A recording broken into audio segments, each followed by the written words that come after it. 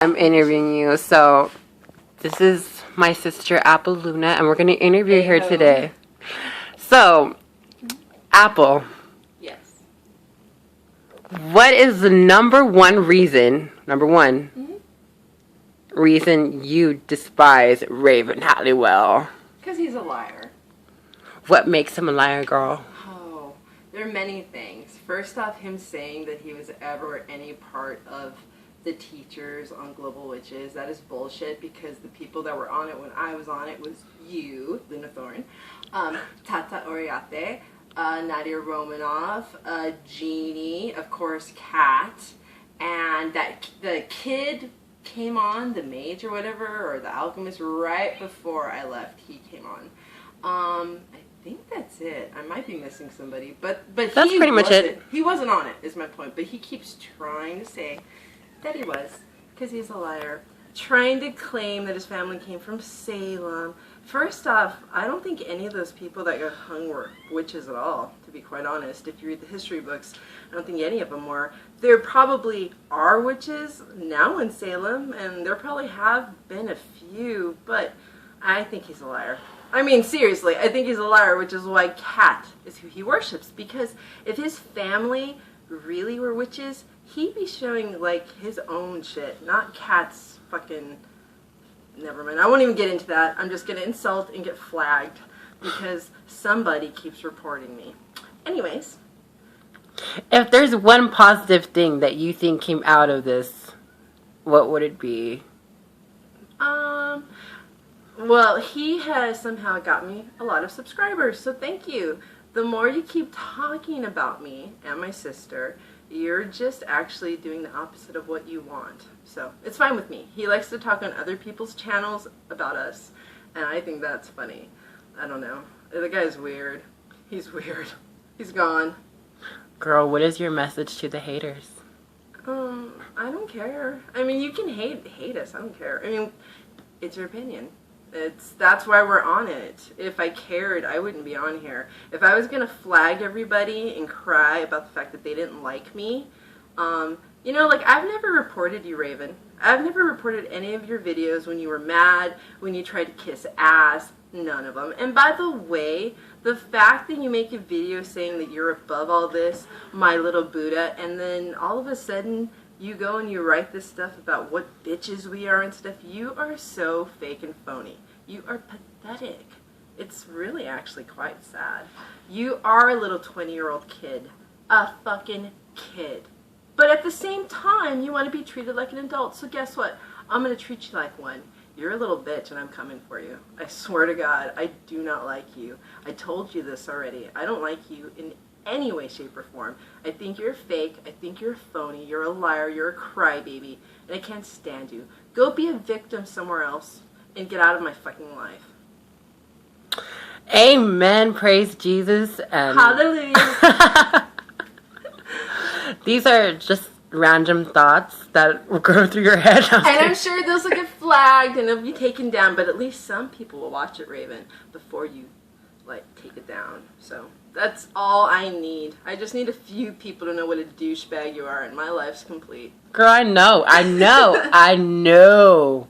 And don't tell me no. I know that you have something to say about Cat 0411. It's exhausting. Like, I really don't care about her. I think it's sad that she's stealing people's money and charging all this. Okay, I ran into an old friend that I haven't seen in a long time. When I was 16, she was probably about 30, and she was a practicing witch, and I was very close to her.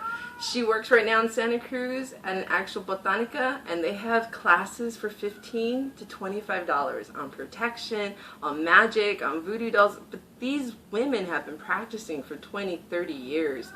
My point is, go look. There are places out there. Kat is a fraud, and even Tata will tell you Kat is a fraud.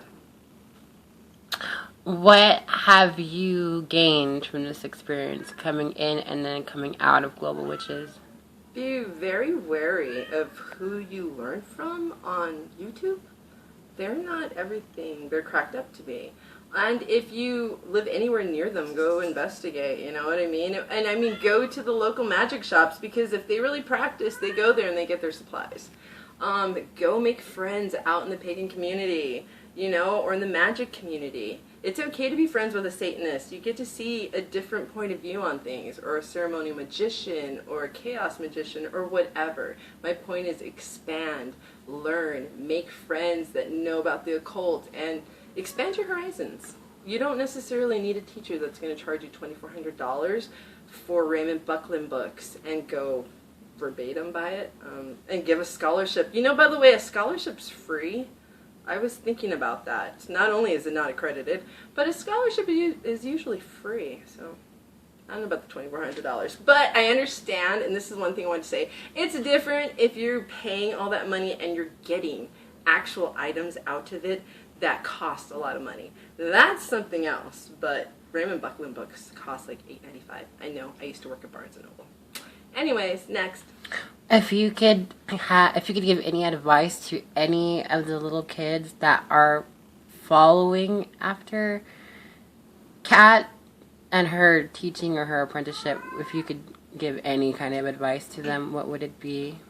Always ask questions. If they don't have anything to hide, then there you go. Look, there are times my sister asks me things and I tell her, I don't know. Because guess what? The honest truth is, I don't know the answer to it. I can tell you my theory on it, or I can tell you the experience I had, but I don't necessarily know everything. And most honest witches and magicians will tell you that. They talk from experience or from what they know from a friend's experience, but ask questions, man. Always ask questions, whether it's religion, authority, whatever. Always ask questions.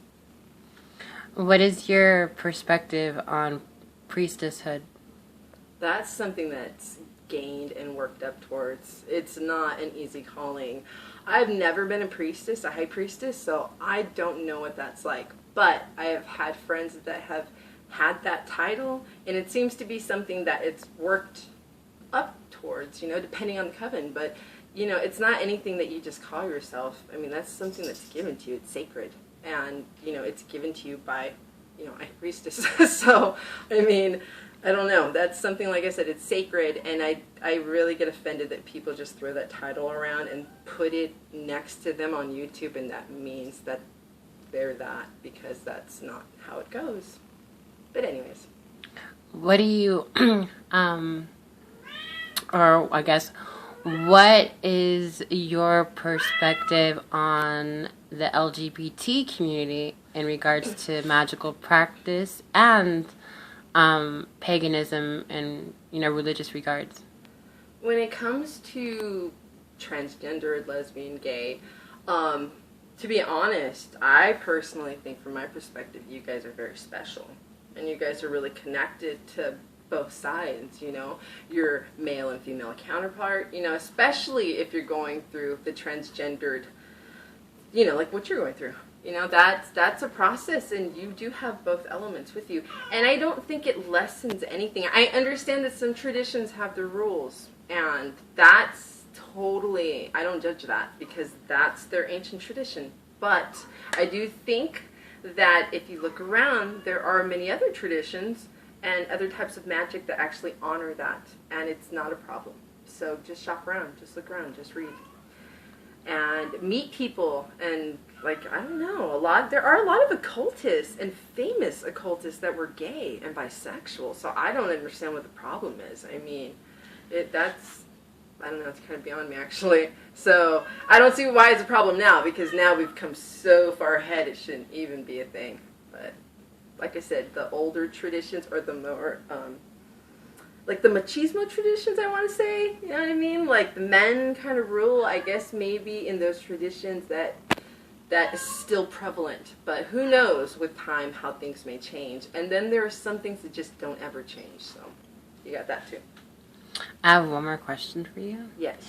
And that question is, oh my god, I totally forgot it.